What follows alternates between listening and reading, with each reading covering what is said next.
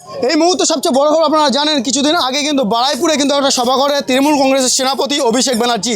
সেখান থেকে বলেছিলেন ভাঙড় আমার চাই। তারপর থেকে একেবারে ভাঙড় উত্তপ্ত পরিস্থিতি। তাই নিয়ে আজকে ভাঙড়ের বিধায়ক নওশাদ সিদ্দিকী আসার পর তাকে প্রশ্ন করার পর একেবারে অভিষেককে কিন্তু দায়ী করলেন এবং অভিষেক ব্যানার্জিকে নাম করে একেবারে কটাক্ষ করলেন। তিনি কি জানাচ্ছেন আমাদের ক্যামেরা মুখোমুখি আপনাদের শোনাবো। যে অভিষেক ব্যানার্জি বলার পর একেবারে আইএসএফ কর্মীদের উপর হামলা হচ্ছে, একেবারে মারধর হচ্ছে, এমনটাই দেখতে পাচ্ছি। কি বলবেন? অভিষেক বাবুকে দায়ী নিতে হবে। তাকে দায়িত্ব দিয়েছে একজন নটোরিয়াস ক্রিমিনাল যে হিংসা মারামারি করতে সিদ্ধহস্ত, তাকে দায়িত্ব দিয়েছে। আমরা আমাদের কর্মীদেরকে সংযত থাকতে বলেছি। পাল্টা আমাদের কর্মীরা দিতে পারত, কিন্তু আমি সেটা দিতে দিইনি।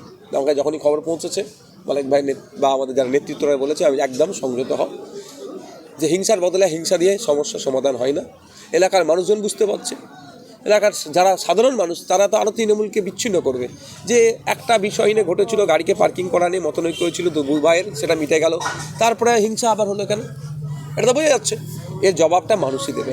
শওকত মোল্লা অভিযোগ করছে যে আপনাদেরই লোকজন বা কর্মীরা তারা গালাগালি করেছিল এবং তাদেরও কিছু মানুষ বা কর্মীরা তারা আহত হয়েছে। দেখুন, শওকত মোল্লা সাহেব দুটো তিনটে বিষয় মুখস্থ করে রেখেছে। কিছু বিষয় হলে গোষ্ঠীদ্বন্দ্ব, সাধারণ মানুষের ক্ষোভ, ওরা আমাদের উপরে হামলা চালিয়েছিল, ওই জন্য আমাদের লোকেরা পাল্টা দিয়েছে। এই ক্যাটাগরিতে উনি শিখে রেখেছেন। শওকত সাহেবের কাছ থেকে ভালো আশাটা কি করা যায়? শওকত সাহেব গোলাপ দেবে এটা বিশ্বাস করা যায়? শওকত সাহেব তো বোমই ছুটবে, কারণ মমতা ব্যানার্জি বলছে তুই বোম বাঁধিস, তো উনি তো এই ধরনের মিথ্যাচার করবেই। যে শওকত মোল্লাকে বলছেন যে বোম বাঁধে মমতা বন্দ্যোপাধ্যায় বলেছেন, সেই শওকত মোল্লার হাতে আলিয়ার দায়িত্ব দিয়েছেন। সেটাই তো মমতা ব্যানার্জি কী চাইছেন। আলিয়া একটা ঐতিহ্যশালী প্রতিষ্ঠান, সংখ্যালঘুদের স্বপ্নের প্রতিষ্ঠান। সেই প্রতিষ্ঠান চালানোর ক্ষেত্রে ক্যাপাসিটি হওয়া দরকার। শওকত মোল্লা সাহেবের কী ডিগ্রি আছে?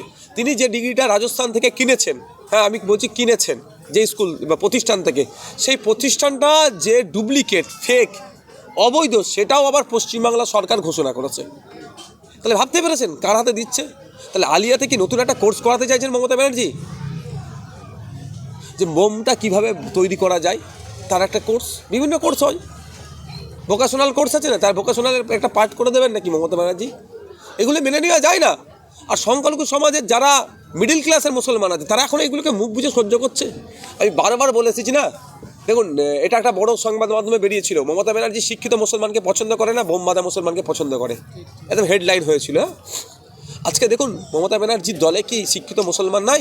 আইপিএস হুমায়ুন কবির সাহেব, দেবরার বিধায়ক, মোহাম্মদ আলী সাহেব শিক্ষিত একজন, আরও আছে, মুসলমান কথা বলছি না, হিন্দু মুসলিম নির্বিশেষে ডক্টর আছে, প্রফেসর আছে, ভালো ভালো বিধায়ক আছে, শিক্ষিত মানুষজন আছে, তাদেরকে তো ইনক্লুড করতে পারতো।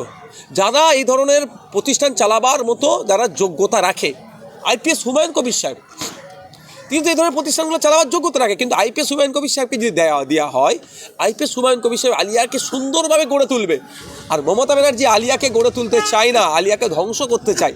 ধ্বংস করতে দিলে কাকে দিতে হবে?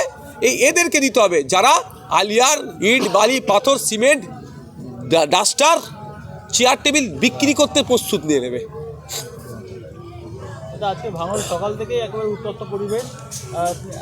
দুই গোষ্ঠী তৃণমূলের রক্তদান শিবির আয়োজন এবং তার দুদিন আগে পাশের বুথে গুলি চলেছিল এমনই অভিযোগ উঠলো। কি বলবেন? তারপরেও মানুষকে রক্তদানে আটকাতে পারলো না। দেখুন, আমার কাছে এই খবরটা এসেছে আজকে, আমি জানলাম, এটা আমি খবরটা পাইনি, এটা তাড়া দিয়েছি, যেটা হবে ঘটনা ঘটবে। সে নাকি এই অভিযোগও থানায় করা হয়েছে, থানার নাকি কোনো অফিসার বা কেউ বলেছে ওর নাকি লাইসেন্সপ্রাপ্ত বন্দুক আছে, সেই জন্য চালিয়েছে।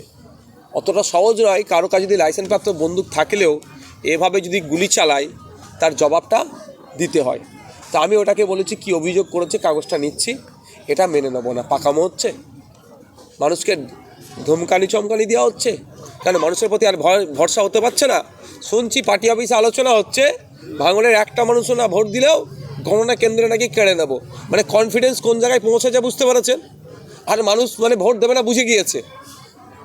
এতটুকু শুধু বলতে চাই, আপনি বলছেন গণনা কেন্দ্রে কেড়ে নেবেন, যে মানুষ ভোট দিয়েছে তার ভোটটা গণনা কেন্দ্রে কেমন কেড়ে নিতে পারেন, মানুষের অধিকার কিভাবে হনন করতে পারেন সেটাও তাহলে আমরা দেখাবো গণতান্ত্রিক প্রক্রিয়াতে।